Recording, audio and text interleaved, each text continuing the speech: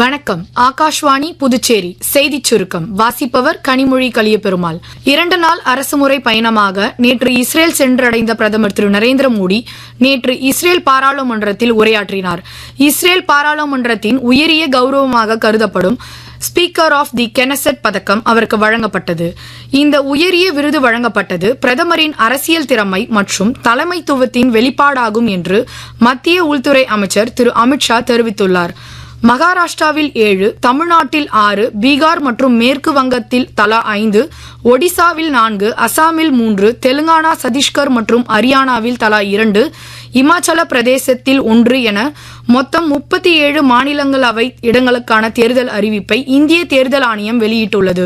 வேட்புமனுக்கள் இன்று முதல் மார்ச் 5ஆம் தேதி வரை தாக்கல் செய்யலாம் என்றும் அடுத்த மாதம் 16ஆம் தேதி வாக்குப்பதிவு நடைபெறும் என்றும் தேர்தல் ஆணையம் அறிவித்துள்ளது. வீர சாவர்கர் நினைவு நாளை ஒட்டி உள்துறை அமைச்சர் திரு அமித்ஷா அவருக்கு அஞ்சலி செலுத்தினார்.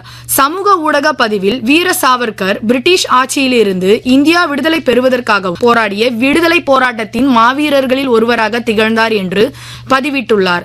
சுகாதார நலனில் செயற்கை நுண்ணறிவு குறித்த பாடத்தை யூடியூபில் அதிகமானோர் பார்வையிட்டதற்கான கின்னஸ் உலக சாதனையை தேசிய மருத்துவ அறிவியல் தேர்வு வாரியம் படைத்துள்ளது.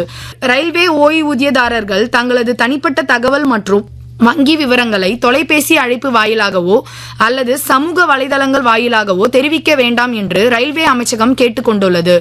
உலகக்கோப்பை 2020 கிரிக்கெட் போட்டியின் சூப்பர் 8 சுற்றில் சென்னை சிதம்பரம் மைதானத்தில் இன்று இரவு 7 மணிக்கு நடைபெறும் ஆட்டத்தில் இந்திய அணி ஜிம்பாப்வே அணியை எதிர்கொள்கிறது. இத்துடன் இந்த செய்திச் சுருக்கம் நிறைவு பெறுகிறது.